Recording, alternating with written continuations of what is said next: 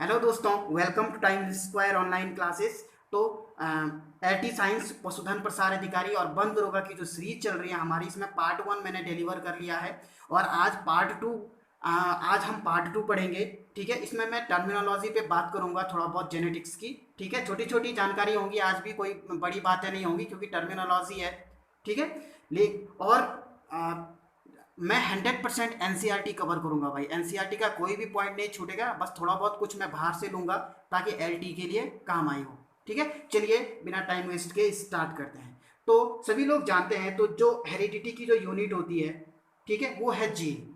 तो मैंने इसलिए जो टर्मिनोलॉजी है वो जीन से स्टार्ट की है। तो जीन टर्म जो दिया था वो जोहानसन ने दिया था। और ये जीन क्या है? Gene is a physical and functional unit of heredity. ये इसकी क्रियात्मक और भौतिक और क्रियात्मक इकाई हम कह सकते हैं, फंक्शनल यूनिट। ठीक है, उसके बाद जीन डीएनए के बने होते हैं भाई। जीन किसके बने होते हैं? डीएनए। और डीएनए किसका बना होता है? पॉलीन्यूक्लियोटाइड से बना होता है। पॉलीन्यूक्लियोटाइड की चेंज होती है ना। ठीक है, अब जो क्रोमोसोम पर जीन की स्थिति, जो क्रोमोसोम होते हैं, क्रोमोसोम पर जीन की, ये बहुत इंपॉर्टेंट क्वेश्चन है। क्रोमोसोम पर जीन की स्थिति क्या होती है? लोकस कहलाती है। माना कि ये कोई क्रोमोसोम है, ठीक है, और यहाँ पर कोई जीन है, तो ये लोकस होगा, यहाँ पर जीन स्थित है।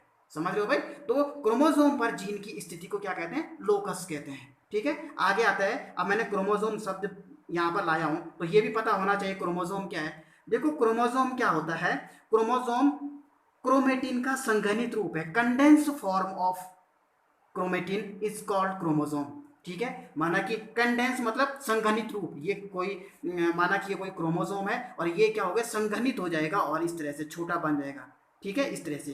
तो क्रोमोसोम, क्रोमेटिन क्या है? क्रोमेटिन का जो संघनित रूप है वही क्रोमोसोम कहलाता है। ठीक है, हाँ। और क्रोमेटिन है क्या चीज? से बना हुआ है डीएनए और हिस्टोन प्रोटीन से मिलकर के बना हुआ है। कौन? क्रोमेटिन।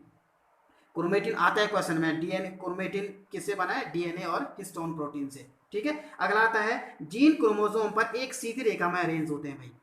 ये क्रोमोसोम है तो जीन एक सीधी रेखा में अरेंज होंगे, इधर बितर नहीं होंगे। ठीक है ना। हाँ, अब आगे बात करते हैं होमोजाइगस एंड हेट्रोजाइगस। देखो, जो होमोजाइगस और हेट्रोजाइगस है, ये दोनों टर्म दिए थे किसने? सॉरी, बैटसन ने। और बैटसन की एक और बात याद रखिए, यहां पर मैं लिखना भूल गया इस क्वेश्चन को। ठीक है, बैटसन ने एक बुक लिखी थी भाई। ठीक है ना, बैटसन ने एक बुक लिखी थी, मेंडल्स प्रिंसिपल ऑफ हेरिडिटी। बहुत बार क्वेश्चन में आता है, मेंडल्स प्रिंसिपल्स ऑफ हेरिडिटी। ठीक है, और ये बड़ा कंफ्यूजन क्वेश्चन है भाई। मैं, और ये पब्लिश हुई थी, ये पब्लिश हुई थी 1909 में। ठीक है ना। हाँ, तो मेंडल्स प्रिंसिपल ऑफ हेरिडिटी किसने लिखी है? बैटसन ने लिखी है ये।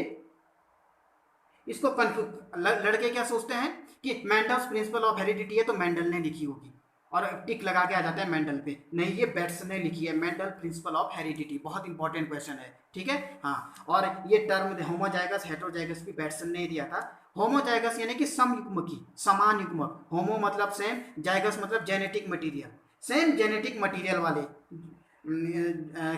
को हम क्या कहेंगे? होमोजाइगस। यानी कि if an organism has two identical gene, कोई ऑर्गेनिज्म या किसी ऑर्गेनिज्म की कोई कोशिका होगी, उसमें दो आइडेंटिकल जो जीन होंगे उनको होमोजाइगस कहेंगे। जैसे कि कैपिटल टी ये एक युग्म है जीन का। ठीक है, सब ये समान है, आइडेंटिकल है। या स्मॉल टी, ये क्या है? आइडेंटिकल है। ठीक है, या मैं कहूंगा कैपिटल आर स्मॉल आर।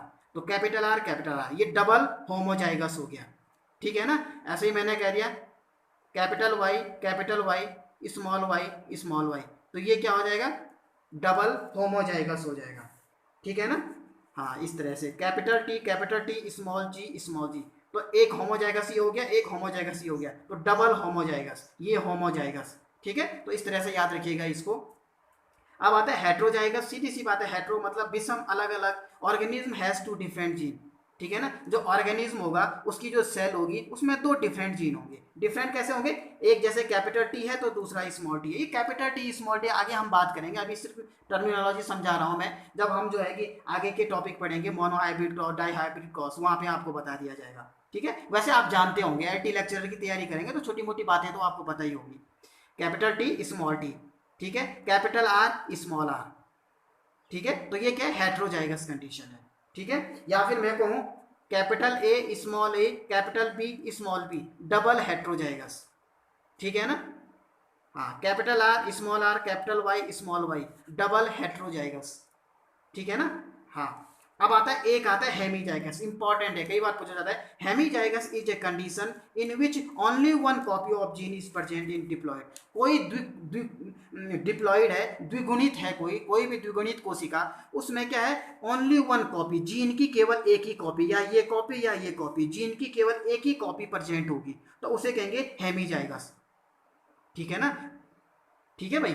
हाँ, जीन की सिर्फ एक ही कॉपी प्रेजेंट होगी। जैसे कि मेल मनुष्य जो होता है ना, तो मनुष्य का जो सेक्स क्रोमोसोम होता है, तो जो मेल होता है, मेल में क्या होता है? हेमीजाइगस होता है, या एक्स और वाई अलग अलग हैं दोनों, ये अलग है, ये अलग है। एक्स मादा मादा उत्पन्न करने में होता है, और ये फीमेल के लिए होता है, ये मेल को उत्पन्न करने में इसकी भूमिका होती है। तो एक्स और वाई ये क्या है? हेमीजाइगस है। जबकि फीमेल में क्या होता है? एक्स एक्स, दोनों होमोजाइगस होते हैं। तो हेमीजाइगस मतलब सेक्स क्रोमोसोम, सेक्स क्रोमोसोम में क्या होगा? केवल एक ही वो होगा, एक ही जीन की केवल एक ही कॉपी प्रेजेंट होगी, या एक्स या वाई, ठीक है। तो ये है हेमीजाइगस कंडीशन, ठीक है। इसके बाद आता है म्यूटेशन, उत्परिवर्तन। आप सभी लोग जानते हैं कि ये क्या है? Mutation is a change that occur in our DNA sequence, यानी कि अचानक क्या हो जाता है? हमारा DNA सीक्वेंस या हमारे जो जेनेटिक मटेरियल है उसमें अचानक होने वाला परिवर्तन, उसी को म्यूटेशन कहते हैं या उत्परिवर्तन कहते हैं। और ये मोस्टली घातक सिद्ध होते हैं भाई, ठीक है ना। आगे पढ़ेंगे म्यूटेशन, उत्परिवर्तन को। अब आता है डोमिनेंट, ठीक है, और रेसेसिव। डोमिनेंट क्या होता है? जब जीन अपने आप को समयुग्मकी और विषमयुग्मकी दोनों अवस्थाओं में प्रदर्शित करता है, तो हम कहेंगे कि ये क्या है? डोमिनेंट है। समयुग्मकी विषमयुग्मकी कैसे? माना कि कोई पौधा है लंबा, लंबा है, कैपिटल टी, ठीक है, तो ये लंबेपन के लिए प्रदर्शित करता है। और दूसरा है कैपिटल T स्मॉल टी।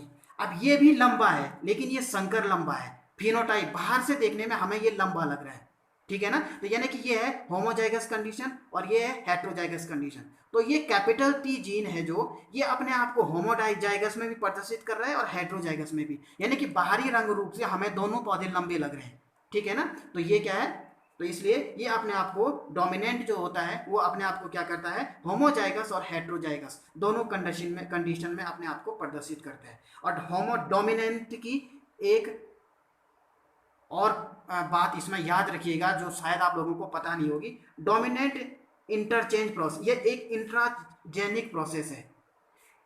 यह सेम जीन के एलील के बीच होता है, ये केवल सेम जीन के एलील के बीच ही होगा। यानी कि कैपिटल T और स्मॉल टी, ये कैपिटल T का प्रभाव जो होगा ना डोमिनेंट का, ये केवल स्मॉल टी पर होगा। ऐसा नहीं है कैपिटल T स्मॉल आर, इसका कोई वास्ता नहीं है भाई इससे, समझ लो भाई। ऐसा नहीं है कैपिटल T स्मॉल आर पर डोमिनेंट होगा, नहीं। कैपिटल T सिर्फ अपने एलील पर ही क्या होगा? इंट्राजेनिक प्रोसेस है और सेम जीन के एलील के बीच ही जो है कि डोमिनेंस प्रदर्शित करता है, ठीक है ना। हाँ, आगे आता है जीनो रेसेसिव। जीन अपने आप को सिर्फ हेट्रोजाइगस अवस्था में, सॉरी रेसेसिव मैंने गलत लिख दिया यहाँ पर, होमोजाइगस। ये क्या करता है? अपने आप को होमोजाइगस समयुग्मकी अवस्था में ही प्रदर्शित करेगा, लेकिन डोमिनेंट समयुग्मकी और विषमयुग्मकी, होमोजाइगस और हेट्रोजाइगस दोनों अवस्थाओं में अपने आप को क्या करता है? प्रदर्शित करता है। अब कैसे? जैसे कि ये कैपिटल T है और ये स्मॉल टी है। स्मॉल टी बौनेपन के लिए प्रदर्शित है और ये बड़ा, ये आगे बताएंगे बौना बड़ा क्या होगा, वैसे तो मुझे पता है, आप लोगों को पता होगा इतना तो, ठीक है ना। Capital T small T. अब क्या है? रेसेसिव कैरेक्टर मतलब अप्रभावी। अब ये क्या है? ये बौनापन अपने आप को कब प्रदर्शित करेगा? जब क्या होंगे?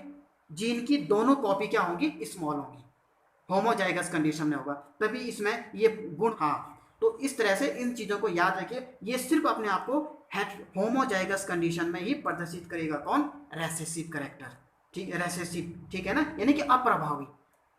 बोना पौधा तभी होगा जब दोनों टी स्मॉल होंगे, आगे बात करेंगे इस पे, ठीक है। अब इसके बाद आता है जीनोटाइप, ठीक है। अब देखिए जीनोटाइप और फिनोटाइप शब्द है ना, जीनोटाइप और फिनोटाइप, ये दोनों टर्म दिए थे जोहानसन ने, मैं यहाँ पे लिखना भूल गया हूँ, आप लिख दीजिए जोहानसन ने दिया था। आता है भाई क्वेश्चन, मैंने बहुत सारी एमसीक्यू बुक पढ़ी है और मैंने देखा है ये क्वेश्चन आता है, ठीक है। हर एक बात इसमें एमसीक्यू है, ठीक है। Gene is a part of genetic makeup of cell, यानी कि ये जीनोटाइप जो है, जीनोटाइप किसी कोशिका के आनुवंशिक मेकअप का हिस्सा है, जीनोटाइप होगा यहाँ पर। यानी कि क्या है, जब आनुवंशिक लक्षण जो होता है उसी को जीनोटाइप कहते हैं, ठीक है ना। हाँ, आनुवंशिक लक्षण को, यानी कि बाहरी रंग रूप से तो पता नहीं चल रहा है, लेकिन उसके जीन्स में जो परिवर्तन हुआ है, जो जेनेटिक मेकअप हुआ है, उसको जीनोटाइप कहेंगे। जैसे कि कैपिटल टी स्मॉल टी, तो इसमें हाइब्रिड कराएंगे, आगे बताऊंगा हाइब्रिडाइजेशन वो फर्टिलाइजर इसमें क्रॉस कैसे कराएंगे। तो कैपिटल टी स्मॉल टी, ये भी पौधा लंबा है और ये भी क्या है, लंबा है, ये भी दिखने में लंबा है, टॉल है, और ये भी क्या है, टॉल है दोनों। लेकिन इसमें इन दोनों के जीनोटाइप में क्या है, अंतर है, दिखने में कुछ पता नहीं चल रहा, लेकिन जीनोटाइप में अंतर है, इसमें दोनों कैपिटल है, इसमें एक स्मॉल एक कैपिटल है, तो इसे कहते हैं जीनोटाइप। उसके बाद आता है phenotype. Phenotype, the term phenotype refers to the observable physical properties of an organism. सीधी सी बात है कि जीव के भौतिक गुणों को प्रदर्शित करता है, या बाहरी गुणों का अवलोकन। अब मतलब कि बाहरी गुणों का जो अवलोकन है, अब हम कहेंगे कि इसमें कितने लंबे पौधे हैं, तो हम कहेंगे इसमें 2 लंबे पौधे हैं, ये भी लंबा है, ये भी लंबा है। अब इसका जीनोटाइप क्या है, जीन्स में क्या परिवर्तन है वो हमें नहीं पता, लेकिन बाहरी रंग रूप से क्या दिख रहे हैं, दोनों लंबे दिख रहे हैं, यानी कि ये इसका फिनोटाइप हो गया। जीनोटाइप फिनोटाइप हम मोनोहाइब्रिड क्रॉस में समझेंगे अच्छे से। इसके बाद आता है दोस्तों एलील। एलील क्या है, 1 or 2 or more possible form of gene that are found at the same place, यानी किसी जीन के एक या एक से अधिक रूप जो क्रोमोसोम पर एक ही स्थान पर, देखो जो क्रोमोसोम पर एक ही स्थान पर स्थित होते हैं उसको एलील कहते हैं। एलील जैसे कि कैपिटल टी और स्मॉल टी, ये एक एलील है। कैपिटल टी स्मॉल आर ऐसा ये नहीं कह सकते हम, ये स्मॉल आर होगा, ये क्रोमोसोम के किसी दूसरे हिस्से पर स्थित होगा। माना कि एक क्रोमोसोम है, ये यहाँ पर कैपिटल टी और स्मॉल टी है, यहाँ पर कैपिटल आर और स्मॉल आर है, तो ये एक एलील है, ये दोनों। लेकिन ये नहीं है एलील, ये दोनों एलील हैं, ठीक है ना। यानी कि क्रोमोसोम जीन का एक या एक से अधिक रूप, जीन के एक या एक से अधिक रूप जो क्रोमोसोम पर एक ही स्थान पर पाए जाते हैं, कैपिटल टी स्मॉल टी, ये क्या है, एक एलील है। एलील का हम कह सकते हैं शॉर्ट में अल्टरनेट फॉर्म ऑफ जीन, या a pair of contrasting character, विपर्यासी लक्षणों का एक जोड़ा होता है, या जीन का अल्टरनेट फॉर्म, यानी कि वैकल्पिक रूप, उसका विपरीत रूप। ये कैपिटल टी है तो इसका विपरीत रूप क्या हो जाएगा, स्मॉल टी हो जाएगा, तो ये क्या है, एक एलील है। ये कैपिटल आर है, माना कि ये राउंड गोल बीज को प्रदर्शित कर रहा है, और ये झुर्रीदार बीज को प्रदर्शित कर रहा है, तो कैपिटल आर और स्मॉल आर, ये एक एलील हो गया। Alternate form of gene, gene का जो अल्टरनेट फॉर्म है, तो ये क्या हो जाएगा, एलील हो जाएगा। चलिए आगे है बैकक्रॉस, यानी कि ऑफ स्प्रिंग्स, यानी कि संतानों का उसके किसी एक पेरेंट के साथ जो संकर कराया जाता है उसको बैक क्रॉस कहते हैं। माना कि ये कैपिटल टी स्मॉल टी, तो इसमें मैंने क्रॉस कराया, जो संतान प्राप्त हुई मुझे कैपिटल टी और स्मॉल टी संतान प्राप्त हुई पूरी, ठीक है। तो अब मैं इस संतान का जो ऑफस्प्रिंग है इसके किसी एक पेरेंट के साथ क्या करा दूंगा, क्रॉस करा दूंगा, तो इसको कहेंगे बैक क्रॉस, उल्टा क्रॉस करा दिया, पेरेंट के साथ क्रॉस करा दिया। अब टेस्ट क्रॉस इंपॉर्टेंट है, क्वेश्चन में आता है, टेस्ट क्रॉस पेपर में आता है, जब ऑफ स्प्रिंग्स का उसके रेसेसिव पार्ट के साथ क्रॉस कराया जाता है तो उसको टेस्ट क्रॉस कहते हैं, ठीक है ना। हाँ, यानी कि कैपिटल टी स्मॉल टी और स्मॉल टी संतानें प्राप्त हुई, कैपिटल टी और स्मॉल टी, हाइब्रिड लंबी है ये। अब इसका हम सिर्फ इसके रेसेसिव पार्ट, अब इसमें अप्रभावी लक्षण क्या है, ये है बौना पौधा और ये है लंबा पौधा, तो इसका रेसेसिव कैरेक्टर क्या है, अप्रभावी लक्षण है बौना। तो जब हम संतान को उसके पेरेंट के रेसेसिव कैरेक्टर के साथ क्रॉस कराते हैं, अप्रभावी लक्षण के साथ ही क्रॉस कराएंगे या अप्रभावी जीन के साथ क्रॉस कराएंगे, तो उसको कहेंगे टेस्ट क्रॉस। आगे हम टेस्ट क्रॉस को दोबारा पढ़ेंगे भाई डिटेल से, और उस पर क्वेश्चन भी लगाएंगे जो भी एग्जाम में पूछे गए हैं। अगला है पुन्नेट स्क्वायर डेवलप्ड बाई आरसी पुन्नेट। जो पुन्नेट स्क्वायर है ये किसने डेवलप किया था? पुन्नेट ने दिया था। अब एग्जाम में क्वेश्चन ऐसा नहीं आता है। ये क्वेश्चन पूछा गया था आपका पीजीटी बायोलॉजी 2015 में, और डी एसएसबी दिल्ली में भी ये पूछा गया था। ये इसका दूसरा नाम होता है checker board. Checker board, checker board क्या होता है? चेकर बोर्ड क्वेश्चन आया था एग्जाम में, चेकर बोर्ड की अवधारणा किसने प्रदर्शित की थी? तो चेकर बोर्ड की अवधारणा किसने प्रदर्शित की थी? आरसी पुनेट ने की थी। और ये क्वेश्चन एग्जाम में पीजीटी बायोलॉजी में ऑलरेडी ये पूछा गया है ये क्वेश्चन, ठीक है। चेकर बोर्ड, यहाँ पे पुनेट स्क्वायर नहीं देगा, वो चेकर बोर्ड देगा। चेकर बोर्ड की अवधारणा आरसी पुनेट ने दी थी। और ये चेकर बोर्ड क्या होते हैं? जब हम मोनोहाइब्रिड और डाई हाइब्रिड क्रॉस कराते हैं तो इस तरह से ये बॉक्स बनाते हैं ना, आपने देखा होगा, ऐसे बॉक्स बनाते हैं हम, ठीक है ना। तो इन बॉक्सों को ही पुन्नेट स्क्वायर या चेकर बोर्ड कहते हैं। और चेकर बोर्ड कैसे बनाए जाते हैं हम मोनोहाइब्रिड डाई हाइब्रिड क्रॉस में पढ़ेंगे, ठीक है दोस्तों। आज की जो सीरीज है हमारी, हम यहीं पर जो है कि इसको स्टॉप करते हैं, और आगे मैं जो पढ़ाऊंगा वो पढ़ाऊंगा मोनोहाइब्रिड क्रॉस। दोस्तों इसमें कोई भी कमी अगर है तो मुझे आप कमेंट बॉक्स में लिख करके भेजिएगा, हम नेक्स्ट टाइम पे अपने आप को इम्प्रूव करके आऊँगा। तैयारी करते रहिए। All the best.